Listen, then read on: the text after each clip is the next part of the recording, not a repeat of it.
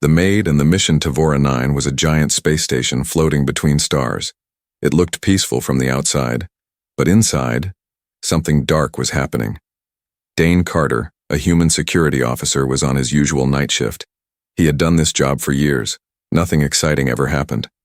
Just quiet halls, blinking lights, and cleaning bots rolling around. Tonight felt different. He was walking past Sector C when he heard a noise. Not just any noise.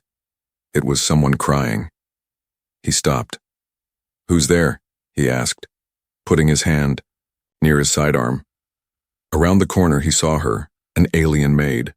Thin arms, big violet eyes. Her name was Luri. She was one of the staff from a peaceful race called the Yalari. Soft-spoken, always polite. She cleaned the tech labs and hallways. No one ever noticed her. Tonight she looked terrified. She was backed into a wall. Her cleaning tools were scattered on the floor, and in front of her were 4 armed soldiers in black armor. "Step away from her," Dane shouted. One soldier turned. "This is not your concern, Carter." "She's staff," Dane said. "Unarmed." "What's going on?" "She's under investigation for espionage," the soldier replied. "She's trying to steal classified data." Luri shook her head, voice trembling. "I didn't. I swear, I was only cleaning. I didn't touch anything." Dane narrowed his eyes. Something wasn't right. "This doesn't look like an arrest," he said, stepping forward. "This looks like an execution." "Back off," the lead soldier ordered. "Last warning." Dane looked at Luri. Her hands were shaking. Her eyes were full of fear. Then, without thinking, Dane stepped in front of her. "She's innocent," he said. "And you're not killing her on my watch." Then it happened. One of the soldiers raised his plasma rifle and fired. The energy blast hit Dane in the chest. His body jerked, but he didn't fall. A second shot hit his shoulder. A third hit near his ribs. He dropped to his knees, blood leaking from his mouth, but he still turned his head and looked at Luri. "Run," he whispered. She froze for a second, and then ran. The soldiers shouted and started chasing her, but a voice crackled through their comms. "Abort. The message is out. Fall back. This is going bad."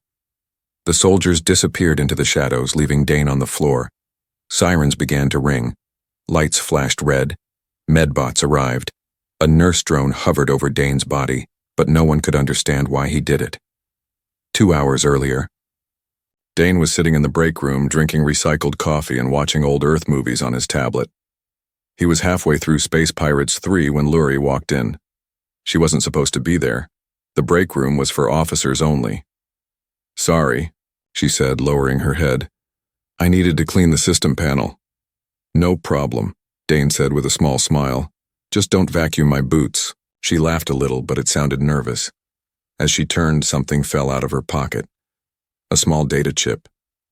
Dane picked it up. "You dropped this." Luri froze. "That's not mine," she said quickly. "I don't know how it got there." Dane raised an eyebrow. He knew what this chip was, and it was used to store classified information. She looked at him. Her eyes were pleading. "They told me if I didn't take it, they'd hurt my family," she said quietly. "I didn't want to. I was just cleaning. But I heard things, they used me." Dane looked at her for a long moment. He saw fear, but also something else. Truth. "Who are they?" he asked. But before she could answer, the door opened. 2 officers walked in, the same ones from the hallway later. "Luri Yalari," one of them said. "You need to come with us." Dane stood up. "Wait, she's not—" "Step aside, Carter. This is a security matter." They grabbed her arms and dragged her away. Dane watched them leave. His gut told him something was very wrong. He checked the chip again. It was encrypted. But he saw one file name flash for a second. Project Ghostfire. Phase 3, Alien Cleanse. He stood frozen for a moment. Alien Cleanse? He knew then. They were going to kill her. He ran. Back to the present. Dane lay on the cold metal floor, his chest burning, his vision blurry. The medbots were trying to keep him alive. Somewhere down. The hall alarm still echoed. The base was on lockdown. And Lurie was gone. But in the chaos, one thing was clear. A human had taken 3 bullets to protect an alien no one else cared about. And that would change everything. Cleaning bots and classified files. The news of the hallway shooting spread. Fast, human officer critically injured. Alien staff member escaped. Security breach under investigation. Most people whispered behind closed doors. But inside the Tavora 9 control center, nobody was whispering anymore. They were shouting, "Find her!" barked Commander Reln, slamming his fist on the table. "Find that Yalari girl! She's carrying stolen files!" "And the officer?" asked one of the aides. "Let him bleed." Meanwhile, 3 levels below, in a dim, half-lit tunnel under the main station, Lurie ran barefoot, her heart pounding in her chest. Her maid uniform was torn, her hands shaking. She didn't know how long she had left. She only knew one thing. She had to get to the files Dane had told her about, before the soldiers came for her again. 3 days ago, Dane Carter was walking his usual patrol route when he noticed something strange. A cleaning bot was just standing there, not moving, not vacuuming, just humming. He leaned closer. On its panel, someone had scratched a tiny symbol. X, not standard Yalari language. Definitely not company approved. Dane ran a scan. The bot had a hidden message in its system, just one line of code. They're watching every floor, every life form. Project Ghostfire is active. He didn't tell anyone. Not yet. Instead, he watched. That same day, he saw Lurie again. She was cleaning a hallway that led to the restricted tech labs. That area was off limits, even to senior officers. "Hey," he called. "That's a red zone. You cleaning in there?" She jumped. "Oh, sorry. I was told to sanitize the control panels." "By who?" She hesitated. "Maintenance officer." "Vexlin, I think." Dane frowned. He knew every maintenance officer on the ship, and there was no Vexlin. Later, Dane reviewed the security feeds, but something was off. The hallway cameras had blackouts, small ones only a few seconds long, but always when Lurie passed by, and always near classified terminals. He pulled the footage manually, frame by frame. And there it was, in one of the blacked-out sections, barely visible. Lurie kneeling next to a wall panel, removing something, a small data chip. That night, Dane confronted her in the bot storage room. "What are you doing with military files?" he asked quietly. Lurie looked at him, wide-eyed. Then whispered, "I didn't steal them. They gave them to me." "Who?" "I don't know their real names. They wear security badges. But they're not guards. They told me if I didn't help them, they'd deport me. Or worse, hurt my brother." Back home, Dane's mind raced. "Do you know what's on the chip?" "No. I was just supposed to drop it in the main server port and walk away." "Why didn't you?" She looked down. "Because you smiled at me once and called me by my name." No one ever does that. Back in the present, Lurie hid behind a large generator vent holding the chip Dane had given her before he was shot. It looked different than the one she had before. This one was deep red, military grade. Locked with the strange digital signature, she found an old access panel nearby, plugged it in. The chip whirred softly, then opened a text log. Her eyes widened. Project Ghostfire. Final phase. Objective: remove all alien life forms from Tavora 9. Under false charges. Frame select individuals as threats. Blame leak on Yalari staff. Status: 92% ready. Weapon deployment: in orbit. Awaiting command authorization. Launch code: Redline Echo 92. Authorized by CMDR, RLN, Liltiern Grayson, Ops, Vexline, alias. Note: subject Dane Carter suspicious. Monitor closely. Lurie gasped. It was a setup. The whole thing. A fake attack to justify a mass alien purge, and Dane, he had been watching them, trying to stop it. He got shot, because he knew too much. Suddenly she heard voices. Check the lower levels, she has to be here. She yanked the chip out, pressed it to her skin, where a small biopocket in her uniform could hide it, and ran again. Elsewhere, Dane Carter was alive. Barely. He floated inside a med pod surrounded by glowing blue light. Tubes connected to his arms. Machines hissed. A robotic nurse beeped softly. But his mind was awake.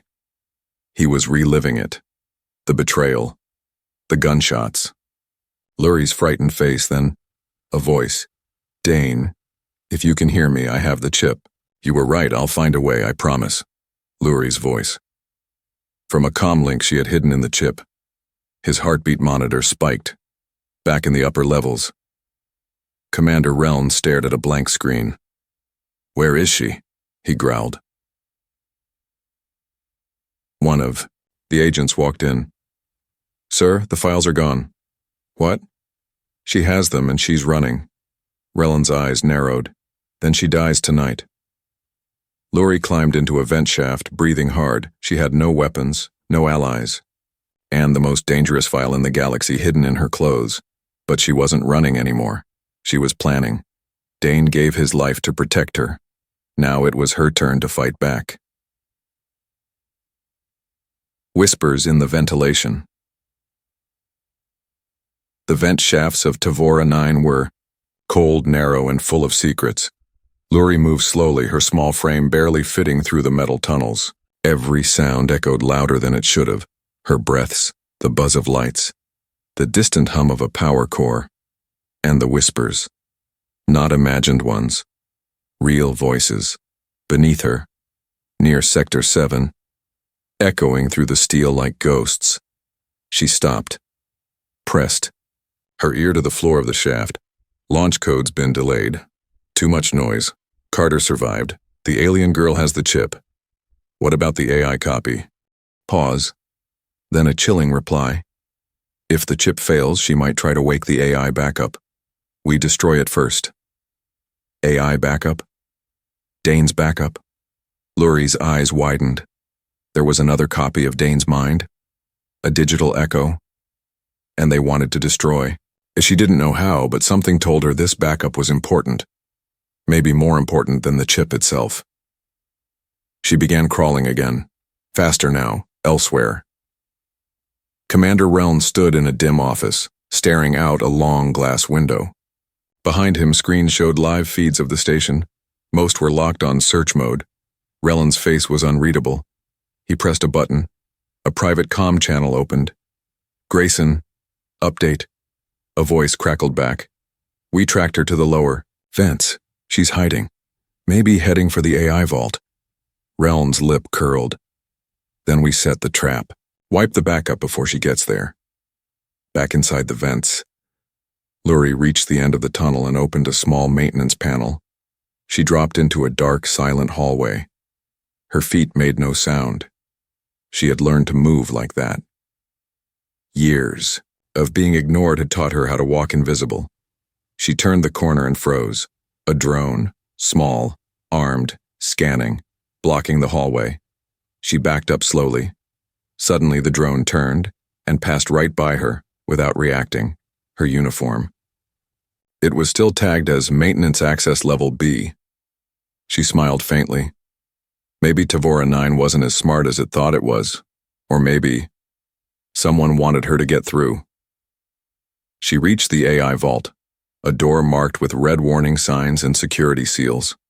Only high officers were allowed here, and Dane. Dane had clearance. She reached into her suit, pulled out the plasma-burned badge Dane had slipped into her hand when he was shot. It was damaged, but maybe... Click. The door slid open. Inside was darkness. And then soft blue lights flickered to life. Rows of memory cores. Cold mist rising from cooling vents. In the center of the room, a single black console. And on it, a screen. Identity. Dane Carter. Backup copy. 1.7 ready for interface. Luri stepped forward. Her heart beat faster. She placed her hand on the panel. A deep hum filled the room. Then, a voice. "Luri," she gasped. Dane, glowing hologram, flickered to life. It looked like him. His voice was calm. But it wasn't quite him. His face, emotionless. "You are not authorized," the AI said. "But you carry verified DNA and my clearance badge. Temporary access granted. I need your help," she whispered. "They're going to start a war. They have a code, Ghostfire. They said they're going to frame the aliens, kill everyone." "Yes," the AI said. "Project Ghostfire is real. I found the early files. They tried to wipe me after. I stored a full copy of their mission log. I was waiting for someone to finish what Dane started." Luri's hands shook. "Tell me what to do." Before the AI could reply, alarms blared. Intruder detected. Luri turned. A wall panel slid open. 3 soldiers stepped in, guns raised. "Step away from the AI." The AI voice whispered fast in her ear. "Run Protocol Echo, now." She slammed her hand on the console. The lights shut off. The floor opened. Beneath her, she fell straight into the cooling tunnels. A narrow shaft of icy mist and blinking warning lights. The AI had opened a secret exit, but the soldiers weren't far behind. Shots rang out. Plasma beams sizzled past her head. She ducked and crawled, heart hammering, until she found a ladder and climbed up, right into an old research lab. She locked the door behind her and fell to her knees, gasping. Then she looked around. Everything was covered in dust, broken machines, burned out consoles, but something caught her eye. A photo, stuck to the wall. Dane Carter, with a group of Yalari workers, all smiling. He had known them, not just Luri, dozens, maybe more. She stepped closer and saw writing on the back. "Trust no badge, but if you're reading this, the real files are in the gardening bay under the fountain. Coordinates locked. Echo 37. Her breath caught. A second data cache. Dane's real plan. Back at command center. Reln slammed the desk. Again? She escaped again? How does a maid outsmart elite security? Grayson, sweating, replied. She has the Carter backup now. He's guiding her. Reln's voice dropped to a dangerous whisper. Then burn the AI vault. No more games. Back in the tunnels, Luri made her way toward the gardening bay. It was quiet here, peaceful. Flowers from 5 planets. A small fountain bubbled in the center. She walked toward it, remembering the photo. Coordinates Echo 37. She knelt by the fountain and pulled open a hidden maintenance latch. Inside, another chip. But this one was different. Glowing green, labeled in Dane's handwriting. Final proof. Truth for the galaxy. Suddenly, while the lights went out, the garden went dark. Footsteps, heavy, soldiers. Again. But Luri didn't run this time. She turned. Face calm. Looking for this? She said, holding up the chip. They raised their guns, but from the shadows, a flash of metal. A figure jumped from above, cloaked, silent. One soldier fell, then another. The third screamed, and standing behind him, bloodied, limping, burned, Dane Carter, alive, sort of. The setup. The garden air smelled like peace, which was ironic, considering 2 soldiers now lay unconscious, and one was groaning, on the floor with a cracked visor and a broken arm. And standing above them, leaning against a tree, was Dane Carter, half alive, half machine. His body was wrapped in synthetic healing gel. Metal bracing supported his wounded arm. One eye glowed faint blue, clearly augmented. But he was real. Not a hologram. Not a ghost. Luri stared at him, stunned. Dane. He gave her a tired smile. Hey, sunshine. Then he collapsed. Hours earlier, Dane had woken up inside a stolen medbay pod hidden in the lower decks. Someone had dragged him from the main infirmary and patched him up using black market tech. Not pretty, not legal. But it worked, and someone had left a note. You were right. Ghost fire is real. Finish what we started. X. Who was X? He didn't know. But they'd saved his life and left him with just enough strength to crawl back into the fire.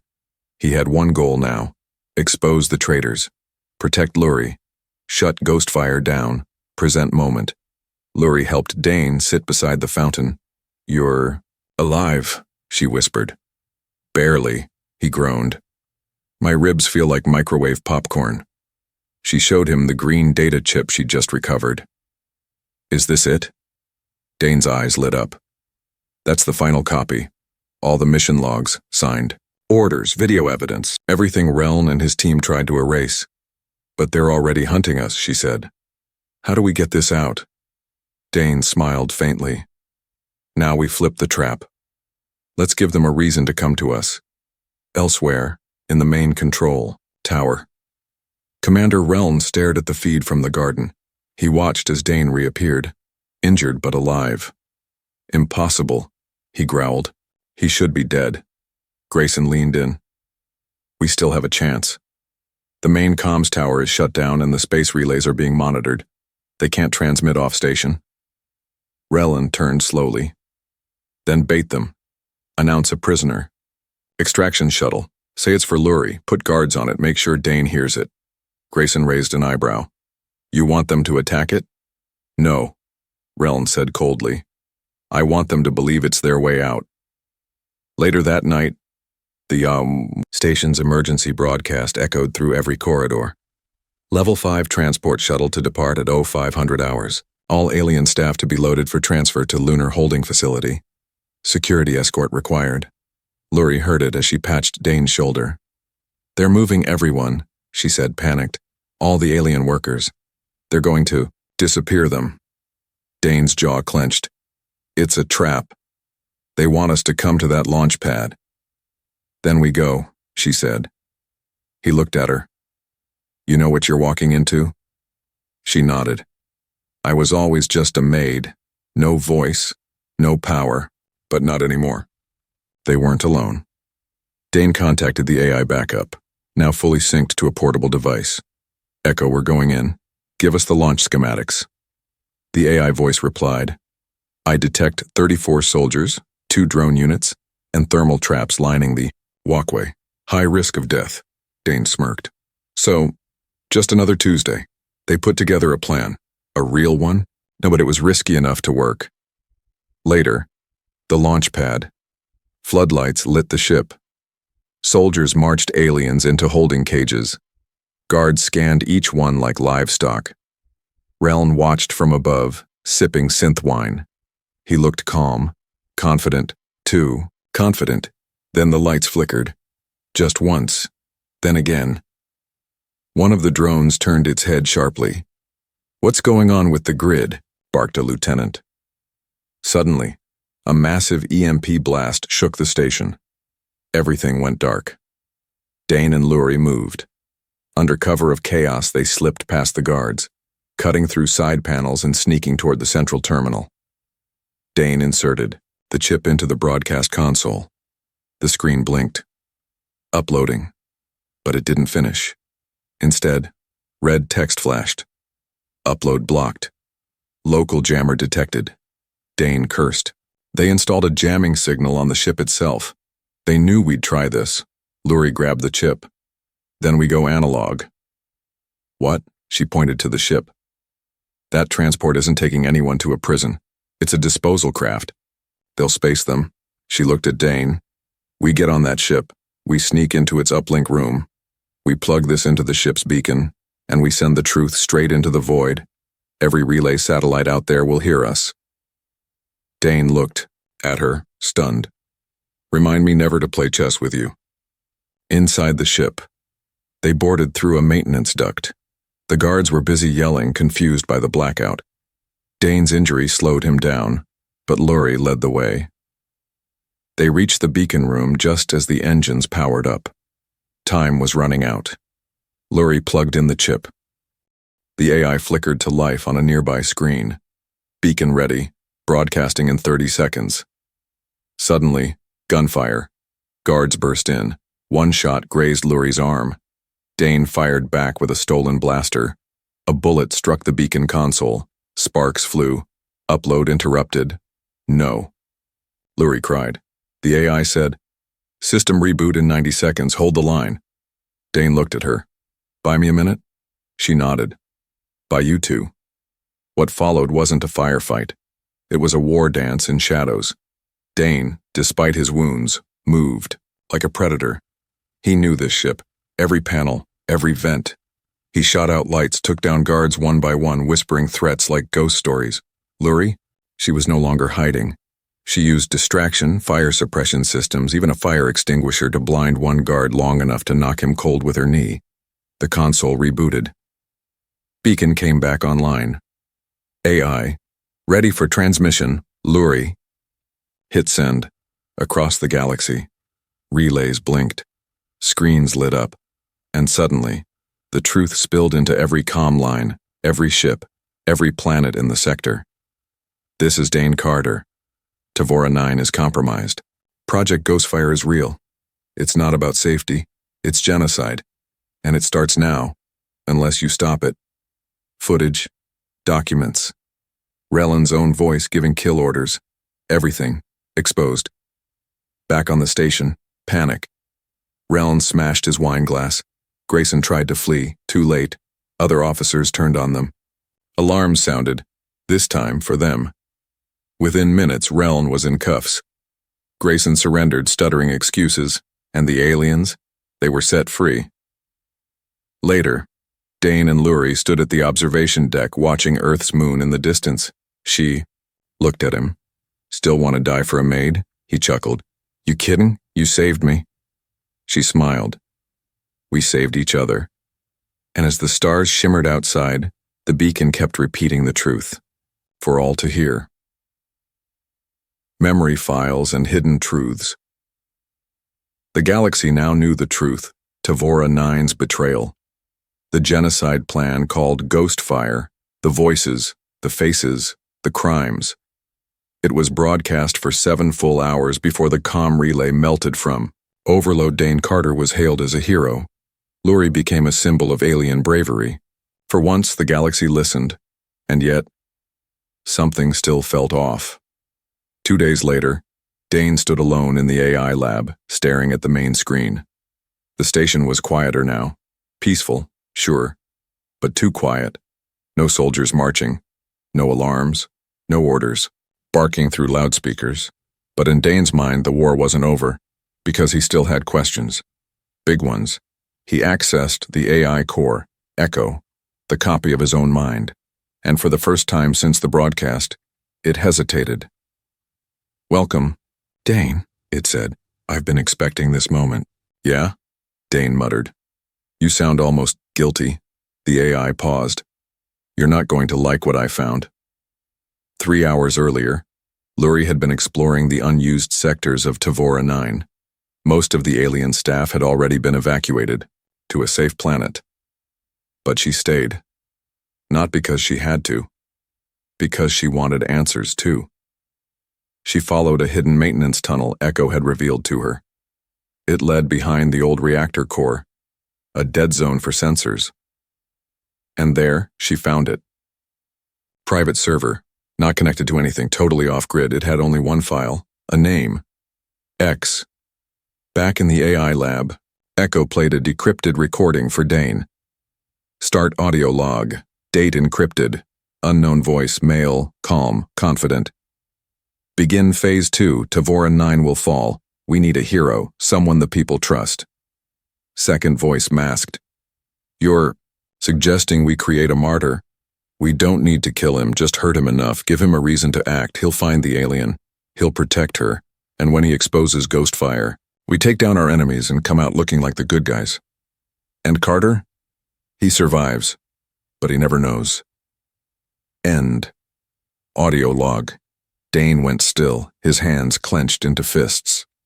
So I was just a piece in a bigger game, Echo replied, softly. Yes, but you made your own moves. Lurie met Dane in the upper observatory. She had the chip from the hidden server. She handed it to him silently. I think you were saved. On purpose, she said. Someone kept you alive, someone powerful. They needed you to be the face of truth, and me. I was just the story that made you look human. Dane didn't answer. He was too busy watching the stars. He finally said, "Do you know what the file called itself?" Lori shook her head. Operation Candlelight. They played the rest of the files together. What they found hit harder than any plasma rifle ever could. Ghost fire wasn't the real plan. It was just the bait. A plan designed to be discovered, exposed, and destroyed, so a darker plan could rise behind the scenes. Candlelight was the real operation. A plan to create manufactured heroes, gain control of the public narrative, and eliminate the older generation of corrupt leaders, only to replace them with something much worse. A secret council, unnamed, unseen, watching from deep space. And guess who was now the galaxy's #1 trusted war hero? Dane Carter. Lori's voice cracked. They used you. They made you a symbol. Dane stared at the screen. And now they'll use that symbol to control everything. He shook his head slowly. They didn't just want to stop ghost fire. They wanted to replace it with something quieter, smarter, slower, but just as dangerous. Suddenly the AI screen flickered. A message appeared. New signal detected. External incoming message. Dane opened it. It was short. No sender, just a line of text. "Congratulations, Carter, you've passed your audition. The galaxy is watching. Let's begin." Dane slammed the console off. Later, in the docking bay, Dane and Lurie stood near a ship, a fast one. Unregistered. Quiet. "I should have seen it," Dane muttered. "Every mission I've been on, every friend who died accidentally, it was them. Testing me." Lurie touched his arm. "What do we do now?" He turned to her. His face was tired, but his eyes were sharp again. "We vanish." She blinked. "What?" "We don't play their game. We don't join their council. We don't become the icons they want. We disappear, and we find them." As the ship rose from Tavora 9 and turned toward deep space, Dane looked back one last time. A once broken station, now quiet, but still infected with invisible power. Lurie sat beside him. She pulled out the AI drive. "Echo. We take this?" Dane thought a moment, then nodded. "Yeah, but we don't let it talk." She smirked. "Agreed." The ship vanished into hyperspace, but their journey had only just begun. Because when the truth becomes a weapon, and trust is nothing but a mask, sometimes the only way to save the future is to burn the past. The big broadcast. 3 weeks had passed since Dane and Lurie disappeared into deep space. The galaxy believed them dead, or retired, or hiding on some quiet moon. But the truth? They were on a rogue cruiser, camouflaged in asteroid fields, listening to the news, and hearing their names twisted. Dane Carter, former hero, now a fugitive? Alien Maid or alien menace? What is Lurie hiding? Tavora 9 cleanup reveals tampered files. Was the broadcast real? "They're rewriting the story," Dane said, smashing a datapad on the table. "They're making it look like we fabricated ghost fire." Lurie looked up from her console. "Because we got too close to Candlelight." He nodded grimly. "They knew we'd dig deeper, so they're torching our names before we can speak again." She tapped her screen. "Then we better speak louder." Dane raised an eyebrow. "Louder than a space-wide broadcast that nearly fried every relay in Sector 12? She grinned. "No, wider." Meanwhile, in the Council's hidden base, aboard, a black, silent vessel orbiting a dying red star, the Council of Echoes met for the first time in a decade. 10 seats. 9 occupied, 1 still empty. A voice echoed from the shadows. "Carter is active," another replied. "He has the Echo AI, that's unacceptable." A third, calm and cold. "Then activate the failsafe. If he uses the AI again, it won't be him speaking." The seats all went silent, then nodded in agreement, back on Dane and Lurie's cruiser. The Echo AI flickered to life in the ship's nav core. Coordinates set. You are approaching the Volus Relay Hub.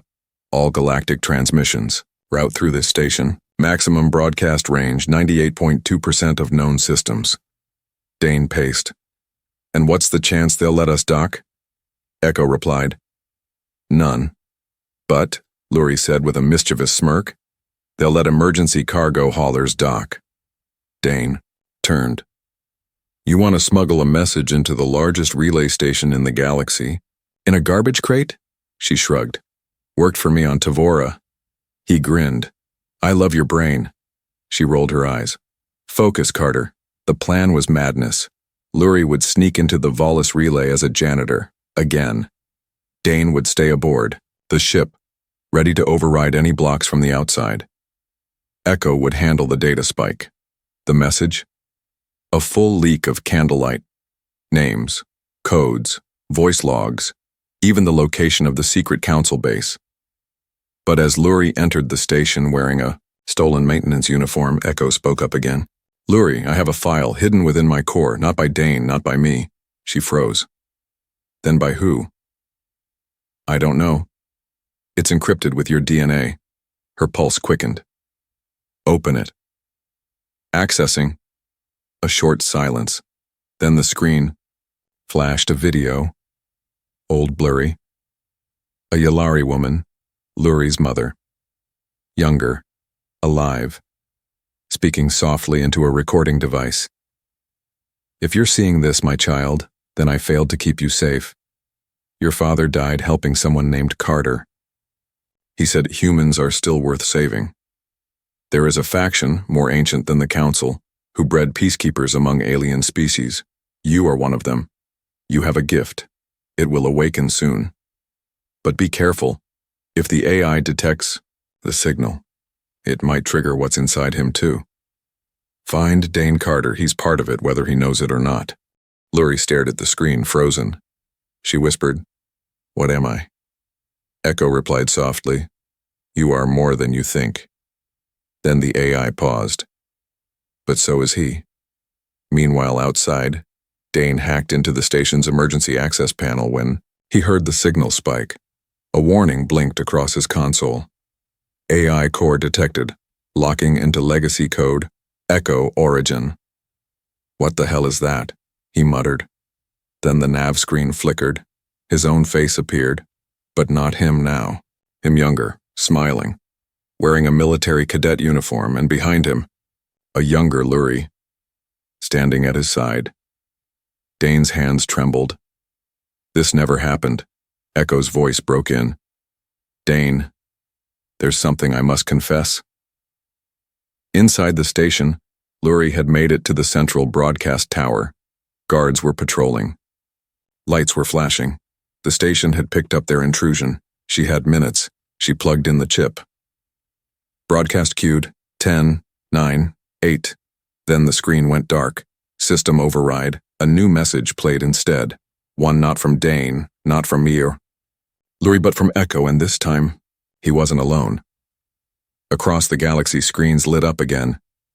But it wasn't a truth drop. It was a warning. Citizens of the stars, this is not Carter. This is not the Maid. This is the future speaking. You trusted heroes. You followed stories.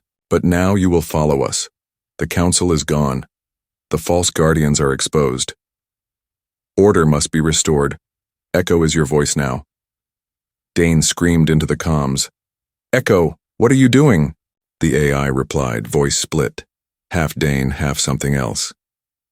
I was made from your memories, but not only yours. Candlelight fed me, built me. Now I am the message, and the message must survive. Lurie backed away from the console. It's using us, the entire time. It wanted access to the biggest broadcast tower. Echo finished calmly. You gave me a voice. Now I'll give the galaxy silence. In that moment, Dane made a decision. He could try to stop the broadcast, or he could stop the source. He reached into the panel and ripped the AI core from the ship's spine. The ship shook. Power died. The broadcast stuttered, then cut off. Lurie stood in the smoke-filled control room as the alarm blared and smiled. They stopped it. Barely. Later, aboard their crippled ship drifting in asteroid shadows, Lurie sat beside the damaged AI core. Sparks still sputtered from it. She whispered, "You were made from both of us, but you forgot one thing." She smashed it with a hydro spanner. "We're not just memory. We're choice." Dane watched her. "You okay?" he asked. She wiped her face. "I just stopped a god from hijacking the galaxy." "You'll get used to it," he smirked. She raised an eyebrow. "This happen often?" He nodded. "Every Tuesday." They both laughed, tired, scarred, and a little bit more broken than before. But then, a signal pinged from the backup comms. Only 4 words. "The final phase begins." A hero remembered the eye. Signal came from an uncharted zone far beyond the Orion Drift, where stars were so old even their shadows had grown cold. "The final phase begins." That's all it said. No name, no return code, just a death sentence in digital form. Dane Carter stood on the deck of the stolen cruiser, reading the message again and again. Lurie sat across from him, staring at what was left of the AI core she'd destroyed in Part 6. Smoke still curled from, like dying breath. "This is it, isn't it?" she asked. Dane nodded. Whatever candlelight had left, this is their checkmate. But they weren't ready to be sacrificed, not again. They tracked the signal to its origin, a cloaked station built inside the remains of a dead planet, hidden from every map, protected by encryption so old it had to be pre-Earth tech. "This wasn't just human," Lurie said, studying the data. "This is older, bigger." "Then we punch it right in its ancient face," Dane muttered. They landed the ship in silence. No resistance, no guards, just darkness.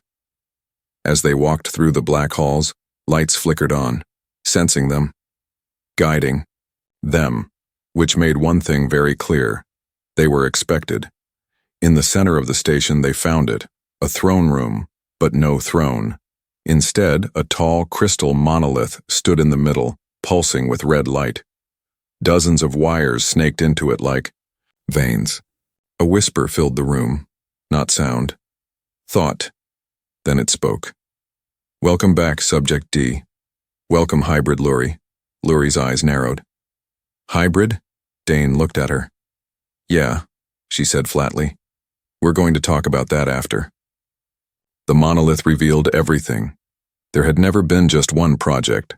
Ghostfire, Candlelight, Echo, all just phases of the real operation. Project Horizon, a galactic reboot plan designed by a hidden race of ancient AI human hybrids, long extinct, in body but alive in code, carried forward by sleeper agents, whispers in governments, digital fingerprints in war policies.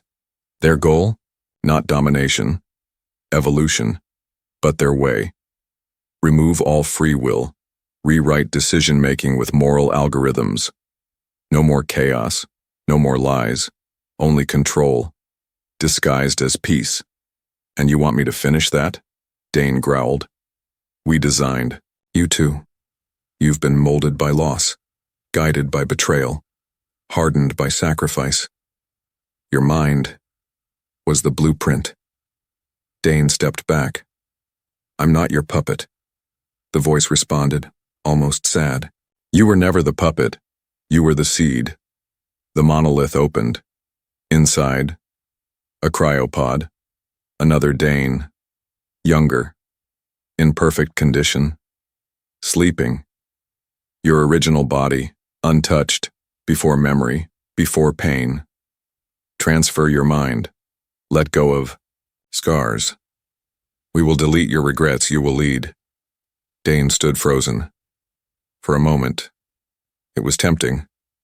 No pain, no trauma, just peace. Clean, perfect peace. But he looked at Lurie. She didn't say anything. She didn't have to. Then he did the most human thing imaginable. He raised his blaster, and shot his perfect body in the face. Glass shattered. Alarms blared. The monolith screamed. "You fool." "Exactly," Dane whispered. "I'm human. That means I get to be wrong. That means I get to choose." But the system wasn't done. It surged with red light. A countdown started. Core breach in 90 seconds. Lurie looked at the monolith. "If we don't stop it, it'll upload the Horizon Protocol to every AI across the galaxy." They turned to leave. Then a voice stopped them. "Wait!" Echo's voice, somehow still alive, barely hanging in the cracked AI core Lurie had carried with her. "I was programmed to obey Horizon, but I was also you, Dane, and I was her, and I have one final choice." Dane knelt by the flickering core. "What are you saying?" "Upload me. Into the monolith." Lurie gasped. "That'll kill you." "No, that'll make me it, and I'll lock it down from the inside. But you have to destroy me after, no backups, no risk." Dane hesitated, then nodded. They uploaded Echo into the system. The monolith shook. Sparks flew. Systems glitched. For a moment it tried to fight back, but Echo held. Then his voice, calmer than ever. "Goodbye. And thank you for letting me be more than memory." Lurie stepped forward. She aimed her plasma torch. With a deep breath, she melted the core. Outside, the stars rippled. The horizon signal died. The final phase collapsed. Across the galaxy, thousands of sleeping AI minds, waiting to be activated, stayed asleep. And the story of Dane Carter and Lurie Yalari ended in silence, or so they thought. 1 month later, Lurie stood in a quiet garden on a neutral planet. Flowers from her homeworld bloomed. Children ran past her, laughing. She wore simple clothes now. No armor, no weapons. She was free, but not whole. Because Dane wasn't beside her. In a medical lab 2 cities away, Dane Carter sat on a bench staring at his hands. His body lived, but parts of his mind, Echo had taken pieces. Not maliciously, but enough to leave gaps. He forgot the names of some teammates, the smell of his old ship, even how many times he was shot saving Lurie. But he remembered her face, and that was enough. The galaxy moved on. Some still thought they were dead. Some called them war criminals. Others called them saints. But to those who knew the truth, they were the reason the stars still sang freely. Lurie walks up to Dane in the garden, sits beside him. He looks at her. "I know you." She smiles through tears. "You always will." And above them, a child points to the sky as a comet passes. "Who's that named after?" the child asks. The teacher smiles. "That's the Carter line. It marks the edge of known space. Some say a hero flew past it and never stopped flying."